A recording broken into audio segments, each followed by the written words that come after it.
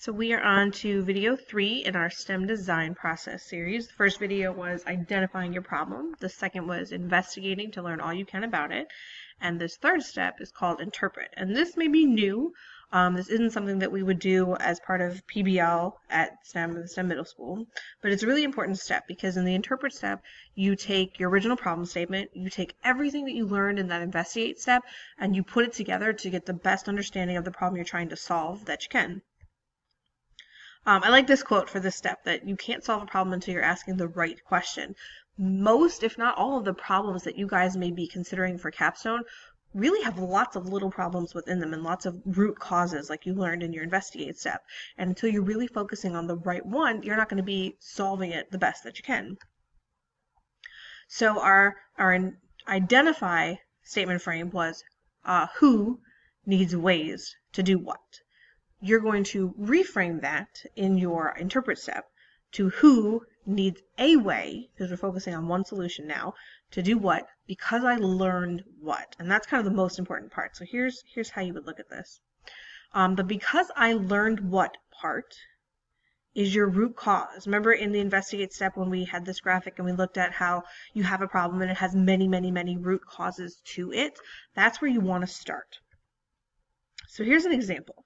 Going across, we have our two different statement frames from the identify step and the interpret step, and then we have an example. So this is actually from the class of 2018s.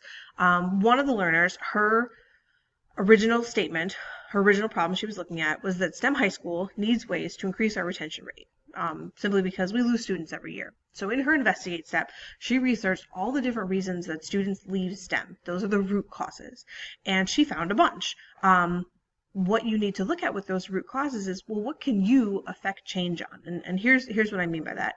So for the reason that we lose students, one reason is, well, people move. Can we really affect that change? No.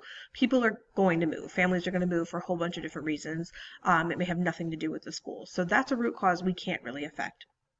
Another root cause of our retention rate going down might be something like students come here and they think that they can, go to school here and play sports at their home school, but they really don't find it manageable. And so they leave because their first preference is sports, and they want to go attend their home school so they can play sports there.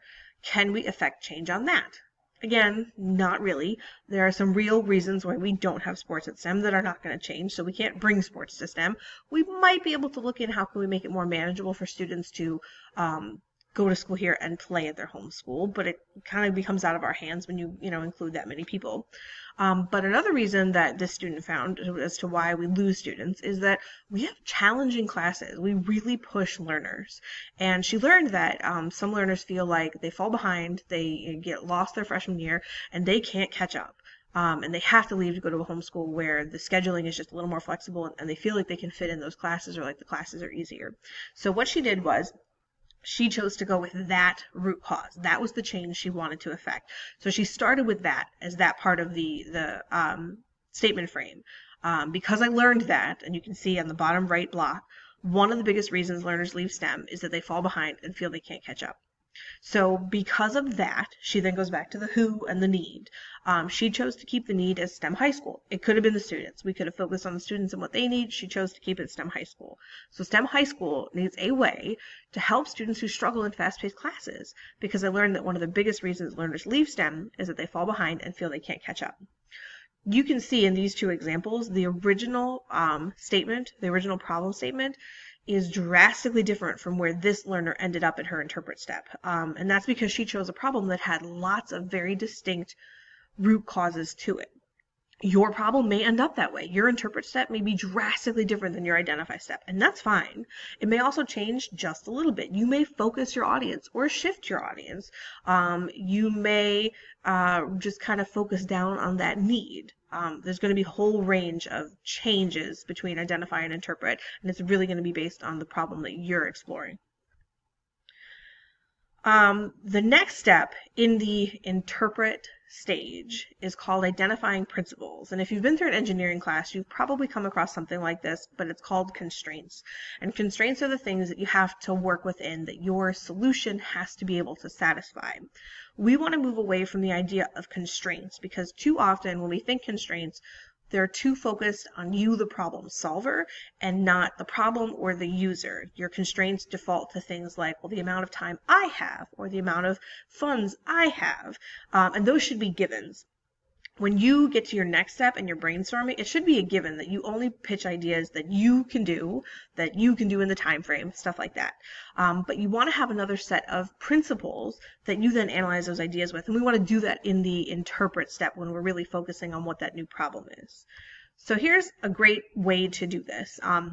Greer Connor came in and did a practice session with one of my classes, and this is how she had us work. So she said, you want to start to think about what that solution is going to be, not in a concrete way, but what should it be like? You want to identify 3 to 5 adjectives that describe what your solution should be like for your user. Not the thing, but what it should be like. So the example that she worked with that day was she has a 1.5-year-old niece who really has a hard time going to bed at night. And that niece needs a way to go to bed more smoothly, go to sleep. So adjectives that might describe what that solution should be like for the user could be things like comforting or safe, because it's a little kid and you got to worry about safety while they sleep. So those are adjectives describing what the solution should be like. You wouldn't want to say something like it should be a blanket, because that's a thing, that's a solution, not a description of a solution.